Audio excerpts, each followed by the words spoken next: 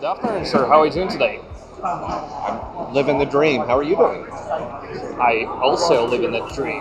And can you give us a quick intro? What's your name and what you do? My name's Scott Podocasts. I'm the host of a YouTube channel called the Podocasts, and I'm also a pretty substantial Cosmos investor. I'm in several projects over here.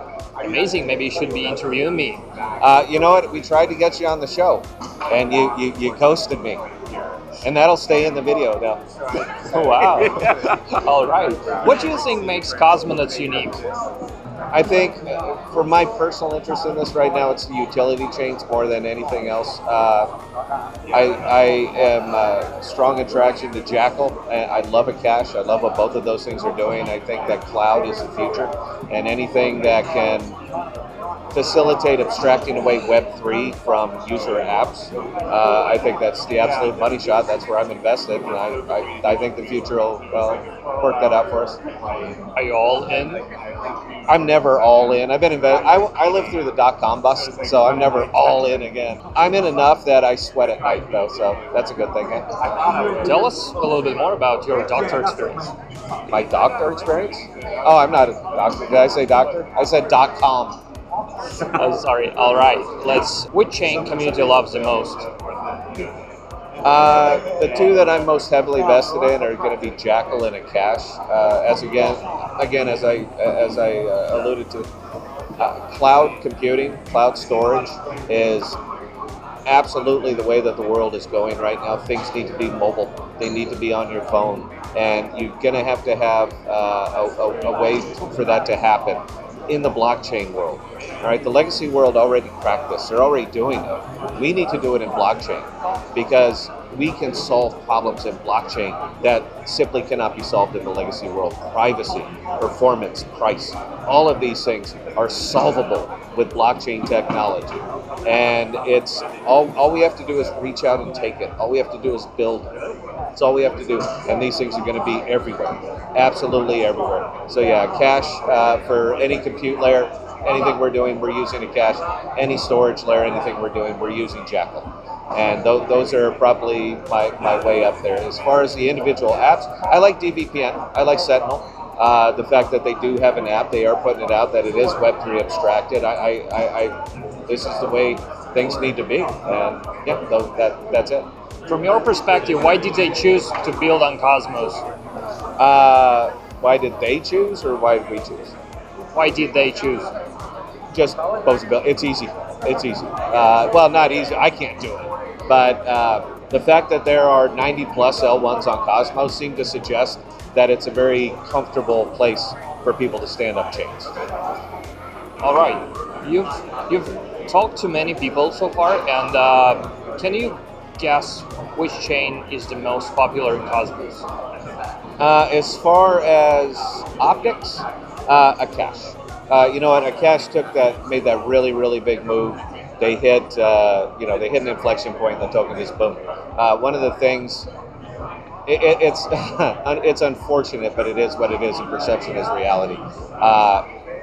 That the only thing that really justifies the value of a chain is the price of the token. Therefore, when token go down, chain bad. Token go up, chain good. That's just human nature kind of thing. But again, as far as practical application, yes, I think they deserve 100% of that credit. I know when something shows up over there on Twitter or social media, it gets a lot of rub, it gets a lot of views. People are kind of all over up there. Greg's just a rock star. So I would probably say Akash. Whenever they talk, everybody kind of listens.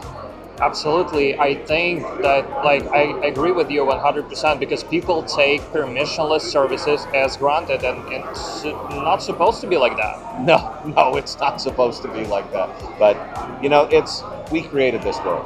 All of us together, everywhere in between. Us allocating our capital to point A, point B, or point C. What we have right now is exactly what we created, what we wanted. So if you want to change it, we can do that as well. But it's going to take a lot of force of will. Absolutely. Which application, go-to application, you would suggest to people to try out? Well, Aegis. That would be, I think everybody should download Aegis. It's a fantastic data storage app. We're competing, I'm using it as a plug. Honestly, that whole question right there is kind of gets to the root of the issue. I mean, I know you're interviewing me. I'm going to ask you a question. Is that okay? That's right. How many decentralized apps are on your phone? I don't know. You see the problem? Yes. So as far as which app would I recommend somebody use, if the app is not mobile, you just eliminated 80% of your customer base. So I just think you start right there from a faulty premise. That's what we need. Apps, not chains. We need consumers, not investors. That's what turns this whole thing around. And as developers, and there's tons of them here, and I ask them the same question, how many apps are on your phone? And the answer is one or none for practically all of them. So it makes me question, what are we doing here? What are we doing? We are still in the preparation phase, I guess. You know what? 10 years, we're past the preparation phase. All right, we're past the coming soon. Don't worry, we're going to get there. You should have an idea of where you're going to be before you even get your grant. And we didn't do that. We enjoyed. I'm going to go way off tangent here. I'd recommend you cut that part. I'm going to go way off base here. All right. Is there any Cosmos feature you're excited about? Cosmos feature? I think people are going to wake up. I think people are going to wake up and start building apps. I think they're going to see some success, and I think people are going to wake up and start building apps. When they start building mobile apps, all of this changes. And you come here 2 years from now, and it's going to be standing room only. You're going to have to elbow your way through the crowd. As soon as they start doing that, everything changes. So I believe that's what's going to happen. I hope. Well said. Did you get any airdrops, by the way? No, I'm not an airdrop chaser. Well, for the most part, you have to own Atom to get the bulk of the airdrops, and I don't own Atom. So, no, I have not gotten any airdrops. Okay. All right. Is there any project which people are not aware about? Well, I never heard of Cyber. And we're gonna ask them also something. Is there any funny story related to Cosmos? Funny stories? No, I don't have any funny. I have a lot of pain, got a lot of misery, got a lot of, buy, hold, believe. Don't worry, everything's going to turn 18 months from now. I got a lot of those stories. I don't think those are what you're asking for, though. No, there's not a lot of humor here. But I'll tell you what, I'll keep my eye open. I'm sorry, but I see tribbles are really funny. I did see the Tribbles thing. I didn't get to go play the booth yet. It's another NFT project, right? Yeah. I'm a huge Star Trek guy, so yeah, anything Tribble related, sure, I'm all over it. I think that's kind of cool. All right, claim or compound? Claim and sell for the most part.